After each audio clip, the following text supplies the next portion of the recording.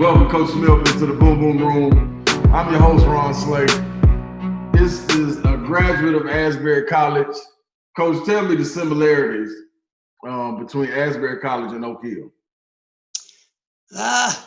It's now Asbury University. We've upgraded a little bit. But it was Asbury College when I went there in the 1970s. And, of course, my dad taught there. He coached there. It's a hometown school for me. We live right in Wilmore, Kentucky. That's where the college is. And, it's an NAIA school, about 12 to 1,500 students.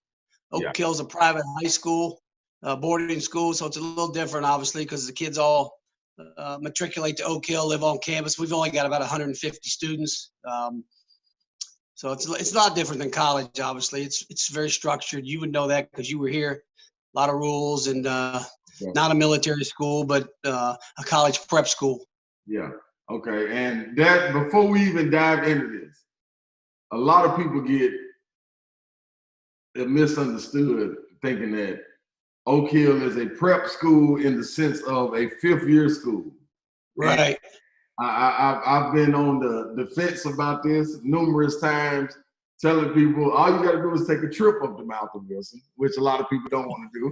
You know what I mean? You can see for yourself. But can you explain the difference so everybody will understand, all viewers will understand the difference between a fifth-year school, such as a Hargrave Military Academy or some IMG, or Oak Hill Academy? Yeah. In Virginia, you've got Fork Union Military, Massanutten Military, Hargrave Military. Those are all fifth-year programs where they have, especially with their athletes, the football players and basketball players are all mostly postgraduates, fifth-year kids, overage kids. At Oak Hill, we're grades 8 through 12. You cannot repeat a grade. You can't be overage. We go by the Virginia High School League rules. You can't be a postgrad.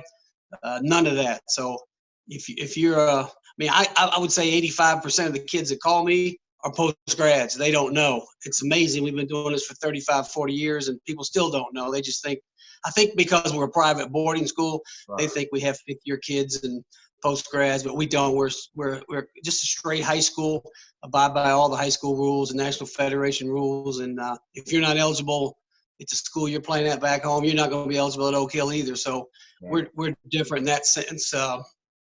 And those other schools are good schools, but they have a post-grad program. Their basketball teams are all high school graduates.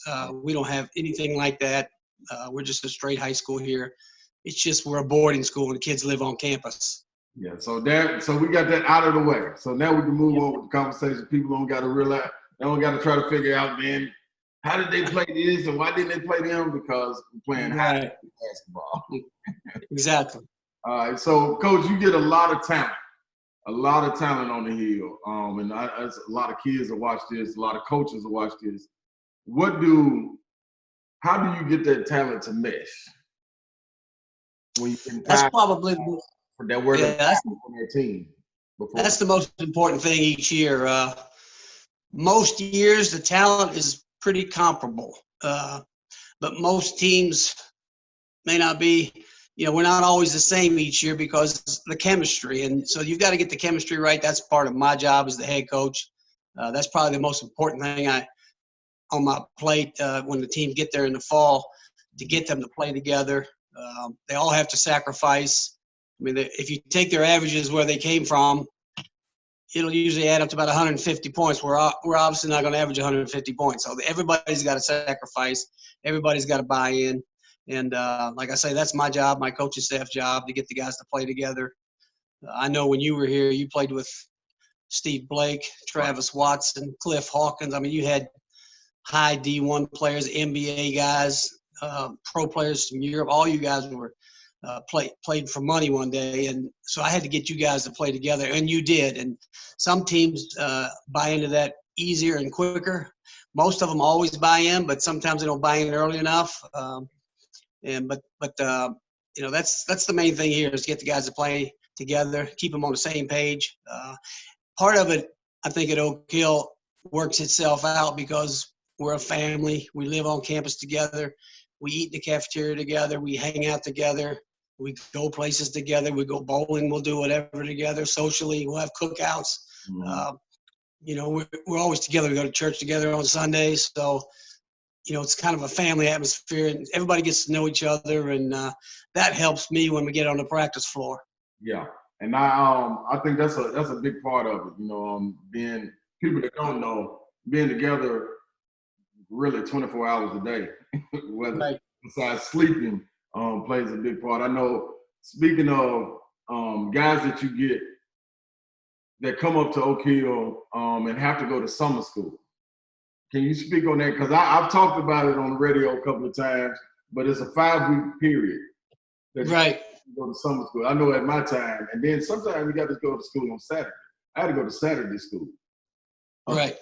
How do you get a kid that's coming from Nashville, Baltimore, California to realize, man, you got to go to this summer school, and you might be there by yourself? Right. How difficult is that? And what part do you and your family play in that? Yeah, you mentioned Baltimore. Carmelo Anthony was from Baltimore, and when he came to Oak Hill, just to use him as an example, I told him, I said, you got to go to summer school to get yourself academically ready for your senior year. And I basically said, if you don't come, you can't come in the fall. And, I was kicking myself because I said, if he tells me he's not coming, then I'm going to probably lose him. But he ended up coming. It is 5 weeks. It's 6 days a week. We go every Saturday on those 5-week sessions in the summer. And it's not easy. He was here with Mario Bogan, who ended up going to Oklahoma State, was a good player there. So he had one other player with him, and but it was tough. I remember the first day they go to class from 7 in the morning to 1 o'clock. Then they go to lunch, and then they're off. And I would bring those two guys in the gym and work out. And it was just two of them. So, I mean, you're talking about, I kept them in there till 4:30, so they were in the gym for 2.5 hours. I remember after the first workout, Carmelo looked at me and said, Coach, we got to do this again tomorrow? And I said, yeah, we got to do this every day. So to get him in the swing of things, the problem was that, it runs in June and July, and you miss out on a lot of the AAU stuff, and the kids don't want to do that anymore. They all want to play in the EYBL circuit, the Adidas circuit, whatever, Under Armour circuit. They don't want to miss the opportunity to play. So we don't have as many come to summer school as we used to. Some years we don't have anybody because they'll do it online. They don't want to give up that summer basketball, which is very, very important to those kids nowadays because of the exposure and get to play against the best players. And especially the EYBL circuit, the Nike circuit is outstanding, and you want to play in that if you can. And so we don't get as many as we used to, but it's a tough road in the summer. You got to go 150 clock hours to get a credit.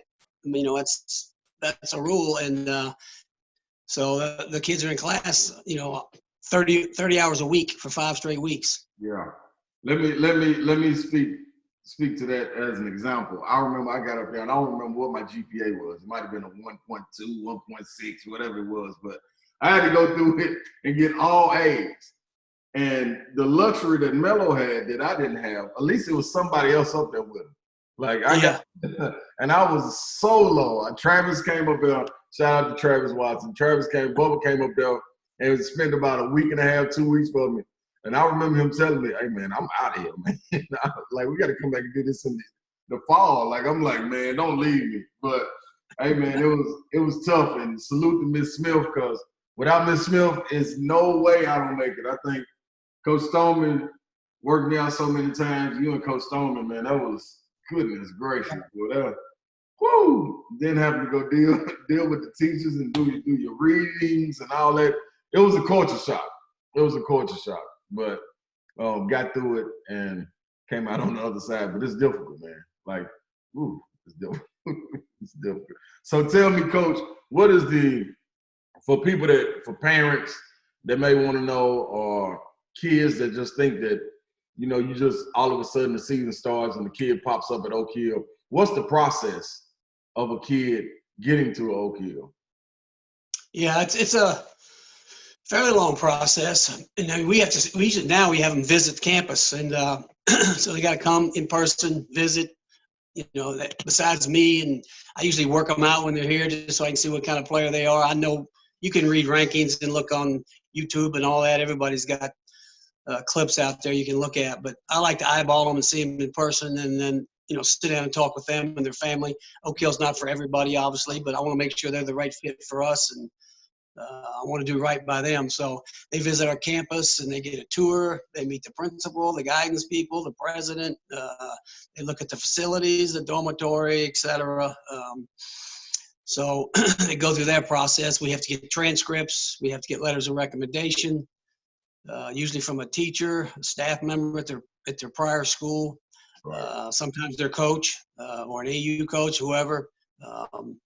And just go through the whole process, and then we accept them or we don't accept them. And hopefully we usually get our share of players. It's a little tougher now because there's so many schools out there. Right. And there's a lot of these pop-up places that are a team first and then a school second. That's not Oak Hill. Oak Hill's been here for 142 years. Mm-hmm. It was founded in 1878, so we're a little different than a lot of those places. But we have had a basketball program and tradition that goes back about 45 years, and that allows us to attract players each year and be able to compete for national championships and have the best team we can possibly put on the floor and compete nationally with all those other better teams. So it's a process to get here, but and we take 12 kids a year.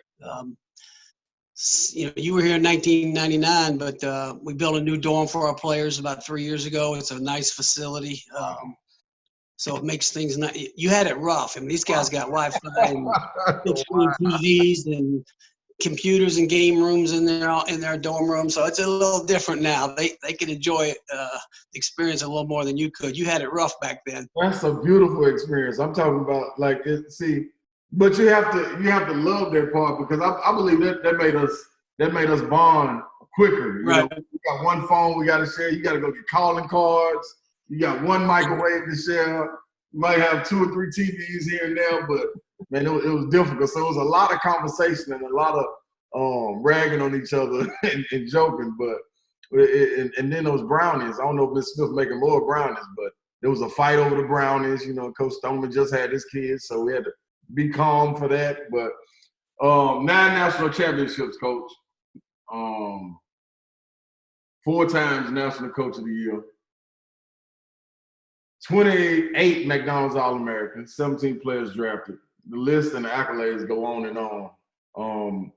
Out of those national championships, and I'm gonna be biased, of course, but which one would you say was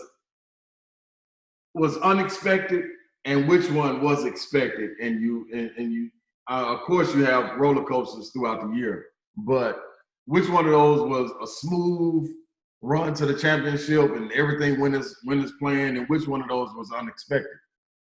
Yeah, I would say that the easy and the smooth ones were 1992, 93. That team was Jeff McGinnis, Jerry Stackhouse, Maktar Njai. We had 10 D1 guys on that team. We had 2 D1 players at every position. So we had a substitute coming in the game that year that was a Division I player at that position. So we never really dropped off. I don't remember the record, but we were 30.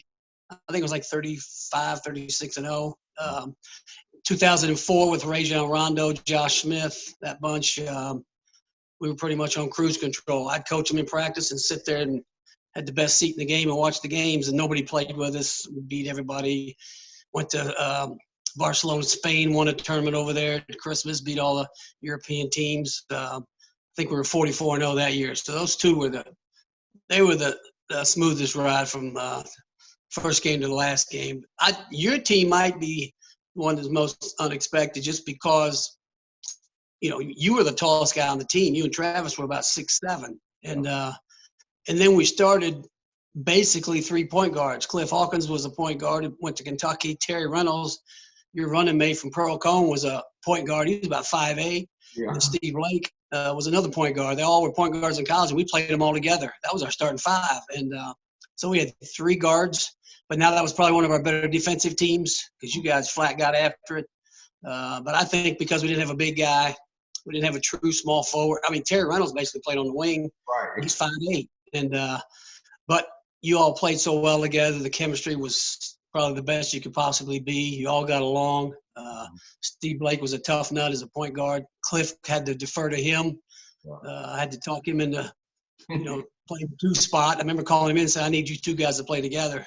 and Steve can't play the 2, but you can. So, we just played everybody together, and then you and Travis down low, and you both played on the perimeter as well. So, especially you did. And Travis is more of a bull inside, even though he's undersized. But that team was 31-0. I remember our record. That was 31-0, and we played the number 2 team in the country. We played the number 3 team. We played everybody that year and beat them, and went to California and beat Dominguez out there when they used to be the best team in California. So that team probably overachieved a little, but not to take anything away from our talent, and we didn't have the depth that we have now. We didn't have 10 Division I players on that team. Right. So, but that team was one of the ones that was most gratifying, to be honest. Not just because I'm talking to you today, but just because of the team that it was. Yeah. I think, man, looking back on it, man, I don't think I knew we expected to win because everybody competed on their team, and it carried over from practice. Like, practices were dog fights, like they always are at Oak Hill. But it was a little something different, and everybody held each other accountable, and nobody backed down. I think that was the biggest thing. And we didn't know. I'm honestly coming into it, me and Travis, I remember talking about it. And we talk about it to this day. We didn't know what to expect from Steve Blake. Nobody knew his resume like it was. And so when he got in, and I remember he got into a couple of riffs with Cliff, and once they jailed, it was on. Like, and the good thing about it, Steve didn't back down. Like, Cliff was really in bully mode, but Steve didn't back down, not one bit. And that, I think everybody saw that and was like, okay, he can lead us, so. Yeah. When he visited campus, I got to call him Dave Dickerson, who was assistant at Maryland. He said, we got this kid, you need a point guard. And I said, yeah, we could take another guard. And so he told me he's going to be in Virginia visiting his grandparents. He's going to come by the house. So it was a Saturday morning, and I'd never seen Steve in my life. I knew he went to Miami Senior. We played Miami Senior, and so I didn't know what to expect. He comes to the door, and the dad's there, and then I knock on the door. My wife said, I think Steve Blake's at the door. I look out there, and I said, that's not Steve Blake. I see this little 6'1" kid with a flat top, weighed about 160 pounds. I said, that can't be him. I opened the door, and his dad goes, I'm Richard Blake. This is my son, Steve. I'm like, so I run in. I said, come on in. I take him in the living room. I said, just a minute. I'll be right back. I go in there and call the coach. I said, you sure this guy can play? And he said, that's why we sent him to you. We think he can play, but we're not 100% sure. And after about a week, I called Maryland back. I said, you got a steal right here. This guy's tough. And I saw him get into a Cliff. I know the first year he went to Maryland, he got into a little fist fight in the gym with Juan Dixon. And he didn't back down to anybody. And he led our team, and he led Maryland to 2 Final Fours and a national championship one year. Mm-hmm. And then if you look at, like, knowing his background now, and when he got up there and talking to him, like, you knew the team that he played for, Miami Senior, they were loaded. So, and had some athletes. Udonis had some, Brent Wright, like, they had some guys on that team. So it made sense for him not to back down. I know he could back down.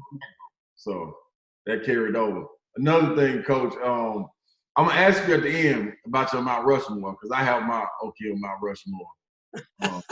So Mount Rushmore, we'll give you a bonus guy you can throw on there. But I got mine in my mind, and I got my bonus. But give me the biggest snub you think during your tenure at Oak Hill. I know it's been a lot, but the biggest snub as far as Naismith, year, or whatever it may be, All-American, whatever it may be.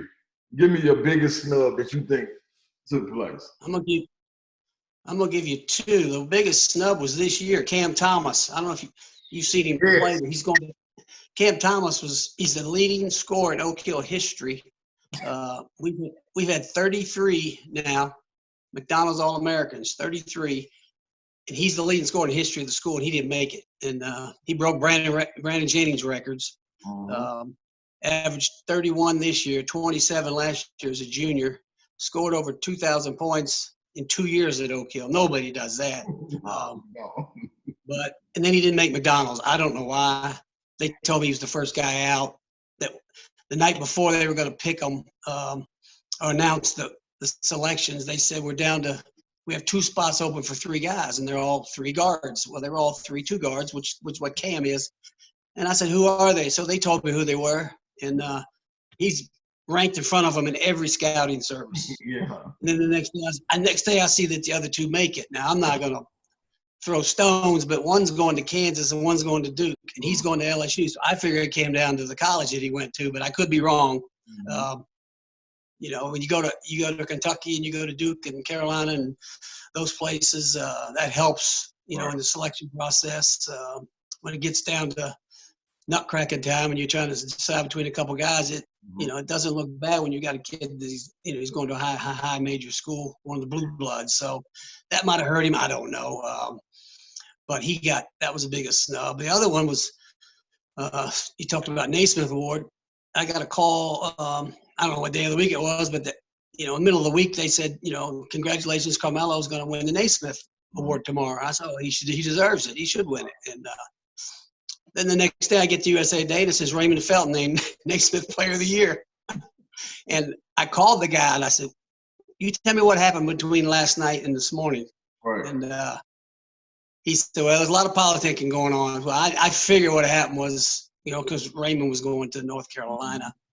I figured that there was a lot of people calling. Probably Coach Smith, Dean Smith probably called, which is fine. I mean, you got to politic for your player, but I would have politicked more for Carmelo if I knew that was the case, because they told me he was going to win the award. So that was kind of shocking to me that because it turns out, I mean, he's a lot better player than Raymond Felton was in the NBA, obviously, and he did, and he was a Player of the Year in college as a freshman. So I think they got that one wrong, and I think McDonald's people got Cam Thomas wrong this year. Mm-hmm.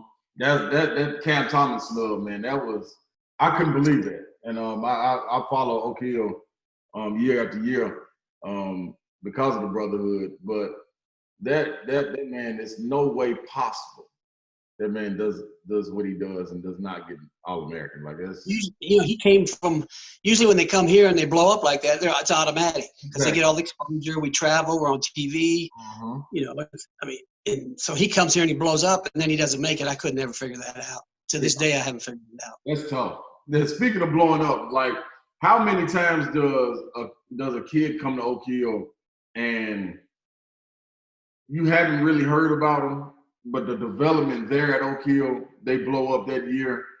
How many times does that happen? Because, you know, you get the guys like, you got KD that came in, didn't graduate from Oak Hill, but was who he was. Carmelo came in, and I remember coming up there and playing against him in the summer, and was like, this dude here, man, I've never seen a guy get to his spot and raise it. Like, it's either a three-pointer or a dunk.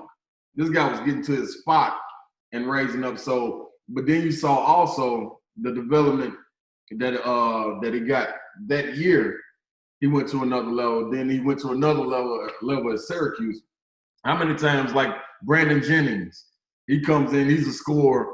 How many times do you have to develop guys and they blow up at Oak Hill? Yeah, it happens quite a bit, especially with the guys that are maybe looked at as marginal. The most prominent one, I would say, is Rajon Rondo. He went to Louisville Eastern High School in Kentucky.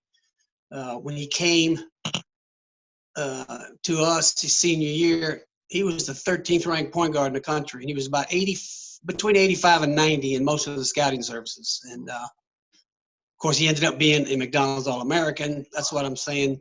I could never figure out Cam. Cam came in maybe top 50, and he ends up being in the top 20, and he doesn't make it. But Rajon went from, and usually can't do that because they vote the McDonald's game in December and they announce it in January. So it's usually done before your senior year. It's usually done, you know, after the AU season in the summer is when most people, okay, here's our top 20, here's our top 25. They stick with it usually. But Rajon just blew up, and part of it was our team was so good. People saw us early on in the year, and we had scouts coming to see Josh Smith that year because you could go pro then. The rule has changed. It's going to change back, I think, the way it used to be. But when Josh was here, you could go pro. So we had pro scouts in here, and they always would say, Coach, your best player is your point guard.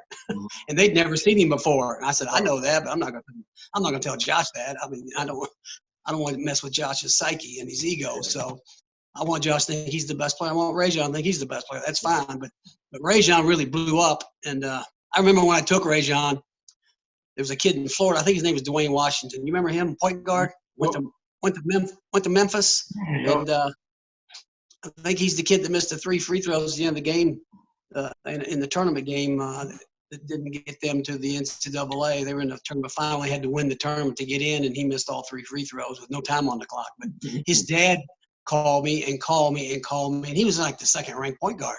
Right. And he said, "Who's your point guard next year?" And I said, Rajon Rondo. He didn't know who he was. And he just kept telling me, "You going to take Rajon Rondo over my son?"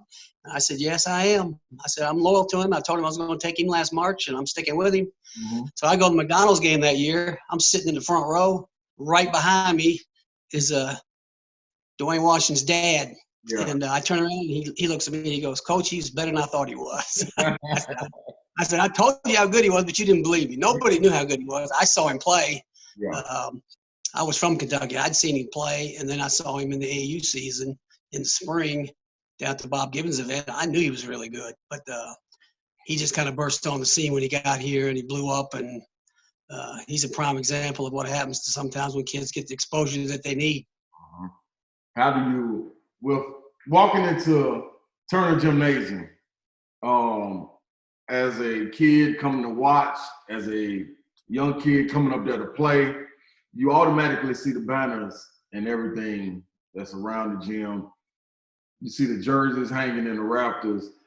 You see the All-American list. Now you see the name on the court, Steve Smith.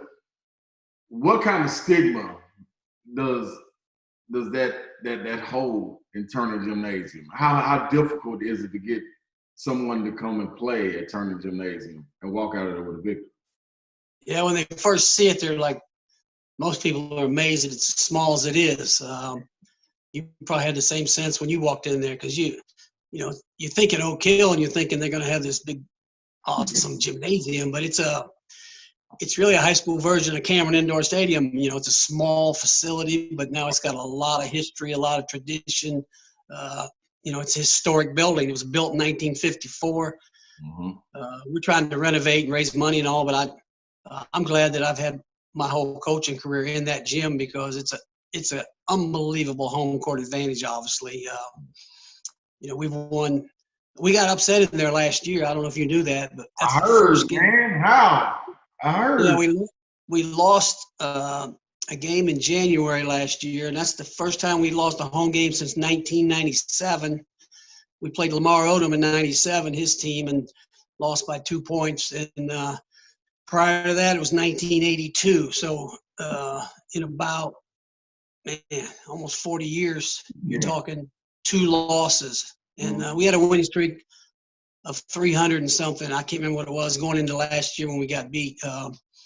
So it's just hard to come in there and win. It's even hard to come in there and compete. People used to say you can bring the Lakers in there, and I don't think it'd beat you, but it's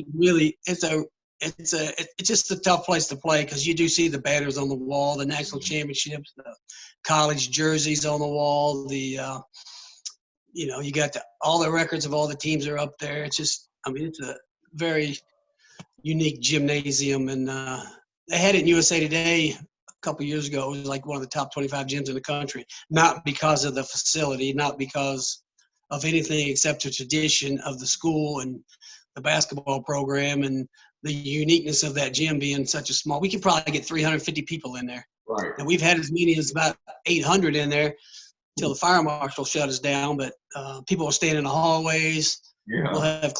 We used to have closed circuit TV in the classrooms right across the hall, so they'd be in the gym. They get to feel the atmosphere, but they couldn't even get into the gym because there wasn't any seats. And so it's a great place to play, and it's only got 2 rims. So I've been coaching in a gym with 2 baskets. Yeah. But it is what it is, and I wouldn't trade that gym for any other gym. Yeah, I love it. I think Cameron was a great comparison to it. I look at it as kind of like playing the Yankees when you walk in there, man. You get to looking at the stripes, and you get to looking around at the banners and stuff, and you down 15. And it's no letting off the gas by that point. You know what I mean? So, and I remember our year, we used to beat people in warm-up sometimes, because we had John Humphrey, and Hump would be putting on a dunk contest by itself. So that was interesting to see, man. So you got to see a lot of talent, Coach. Let's get to this Mount Rushmore. Pause though. Hold on. Let You'll me. get me in trouble. Yes, I am. I can't wait. Let me upgrade this real quick, and then I can't wait to get you in trouble, Coach. That's what I'm here for. I want to hear your list first. I'll give you my Mount Rushmore for Oak Hill Academy. Then I'll let you get out of here, Coach. Let you get a little cup of joe or something. Right. Mount Rushmore, you got to be on it. That's the one. Melo, Mercer, Stackhouse, and my bonus, because I feel it doesn't run the same without Miss Smith. That's my Mount Rushmore right there. So you stay for a second and give me what you got. I don't need no explanations or any of that, Coach, telling me why you got somebody. Just give me your Mount Rushmore before you get out of here. There's only 4 on that thing too. Only 4. Okay.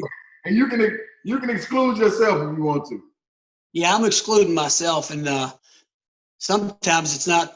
I don't pick the ones everybody thinks the obvious ones, but because we got 2 Naismith Award winners. We've got so many pros. It's actually 33 McDonald's, and I think 30 because everybody gets it wrong. You even got it wrong, and you're in the long. It's been added on to 35 NBA guys. So, and then how many? 200 and since I've been the coach, we've had over 200 and some D1 guys. So to get it down to 4 people,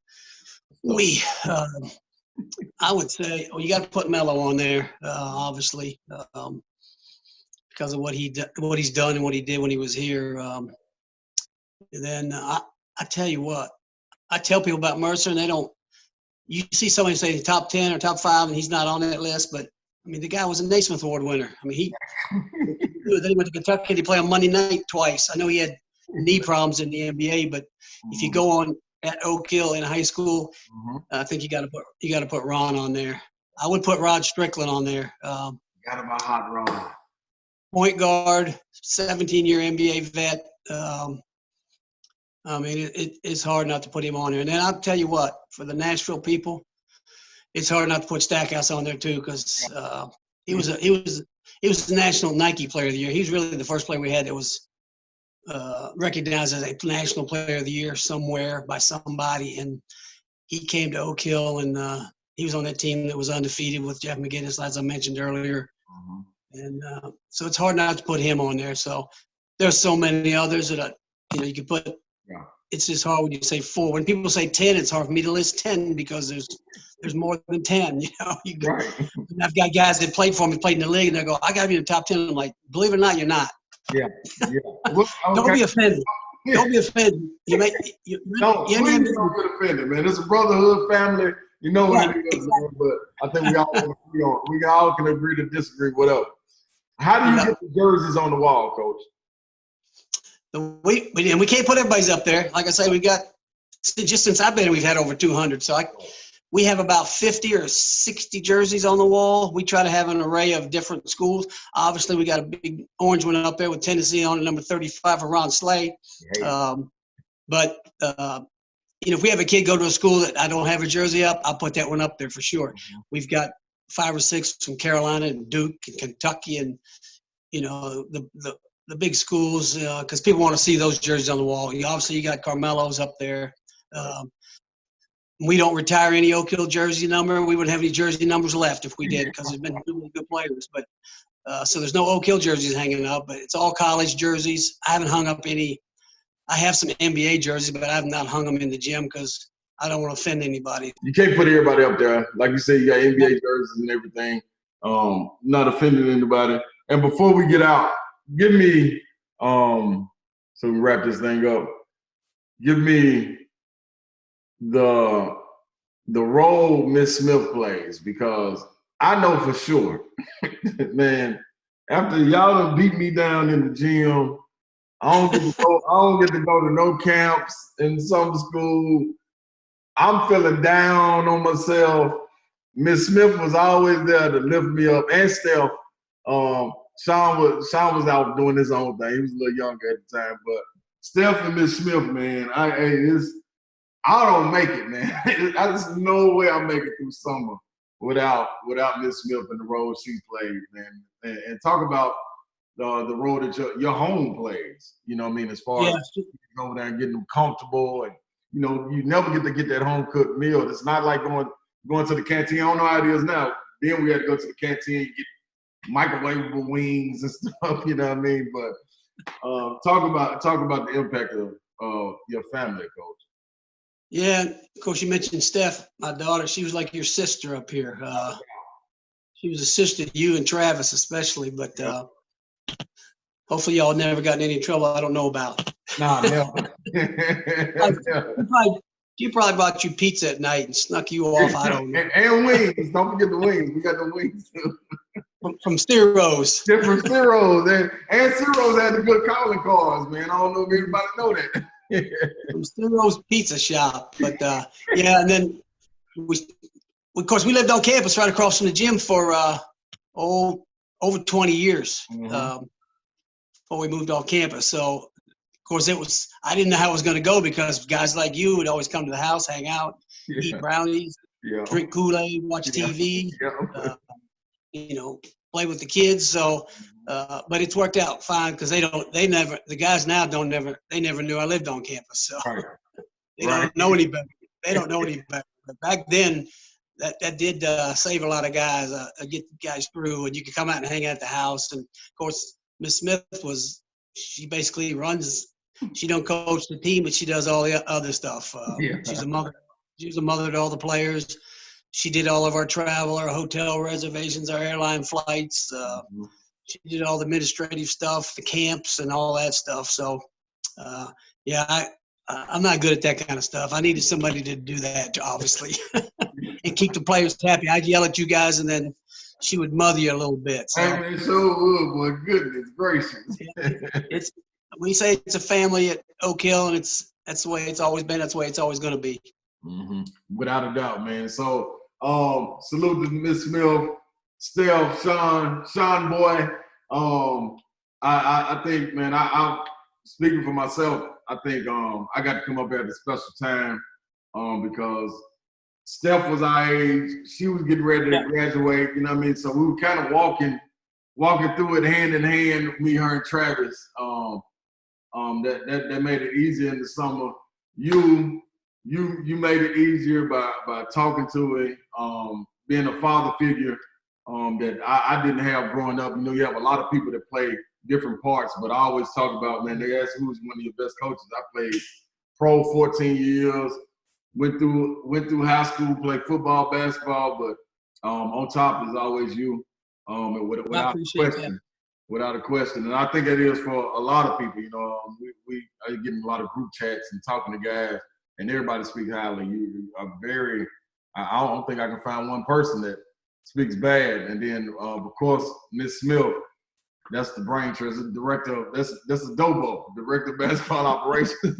So, man, a salute to you and your fam, Coach. One thing, let me ask you: how do you juggle being a father figure for some, and still being able, like I said, you raise Steph, raise Sean, still a husband, like you still have family duties, and you are a family man. You know what I mean? So how do you juggle that?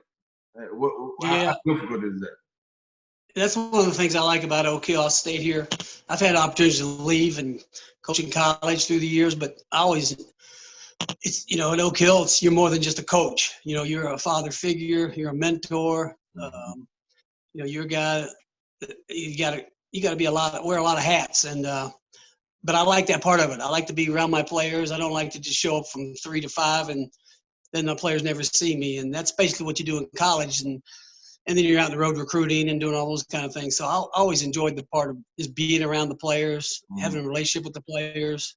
I don't think I would have had the same effect anywhere else than I would have here. So a place where I could live on campus with the guys for 20-some years, and now I'm off campus, but I'm still around the players all the time. And that to me is the most important thing, the relationships that you develop through the years.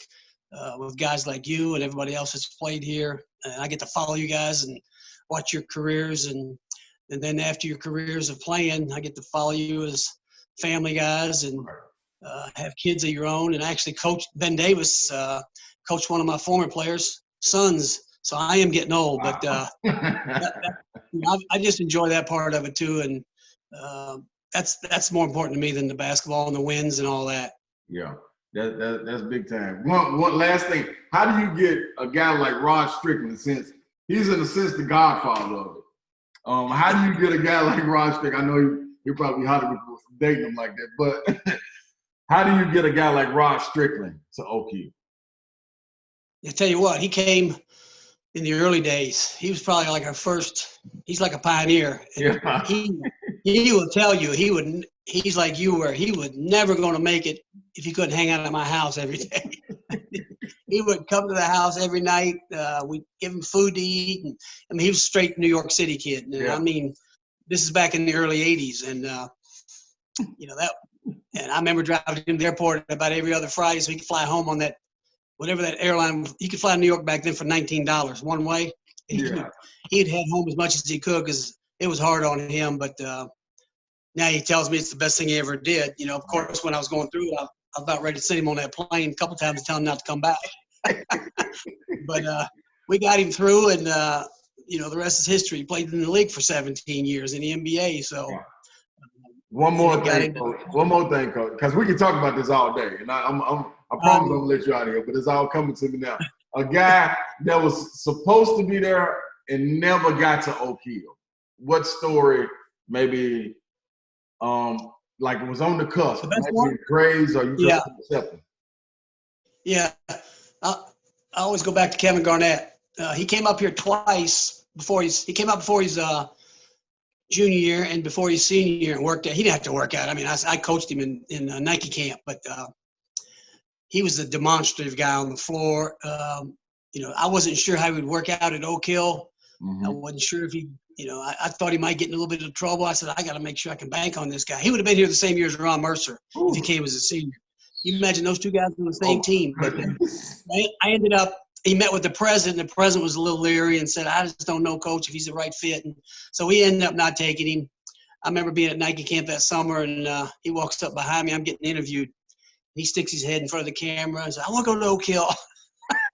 I said, I know you do. But we never took him. And even to this day when I see him, I'm like, that's the biggest mistake I ever made in my life, because he's never been a problem to anybody. Right. He just comes across, how his personality. Demonstrative, loud, yeah. Mm-hmm. Yeah, he came across like that when he sat in the president's office. And, I even talked to him. We were going over. I said, now you need to make a good impression on the president now. He's an old-fashioned guy. So, but it just didn't work out. And I wish he would have come, because he and Ron Mercer, that would have been an unbelievable team. Ooh-wee, I can only imagine. Okay, the highlight tape. The best highlight tape. Oh, man. Best highlight. It'd either be Josh Smith's year or your year because of Humphrey. Hey, man. I tell people all the time, and people don't realize. The helicopter could jump out of the gym. The helicopter got invited to an all-star game and didn't play it. You remember? Yeah. You remember we went to Vegas and played? And, he got the MVP. I put him in like the last 5-6 minutes some games, and then the next day the fans would be killing me, be like, put in Humphrey. They didn't want to see nothing but those dunks. Hey, man, and we tell Hump all the time, Hump, we know you can't get in there and dribble or anything, man. You are the highlight. You're the icing on everything, man. Just be cool with that. And he went on to make a living doing that. So it's cool. He made a good living. I told him, I said, you could dunk and shoot threes. There's no in-between game. That's it. And he went the same size shoes as me and Travis. 15. He's 6'3" though. He made a lot of money. He played for he went to China. He was with the Blowers. Yeah, and one. He was all over the place. Yep. That's it. Hey, Coach, I appreciate you coming on. We're gonna have to do it again, man. I got to get up back to the as soon as this quarantine is over, we got to get up there and get a reunion going, man. Yeah, we got to do that. All right. I appreciate you having me on. No doubt.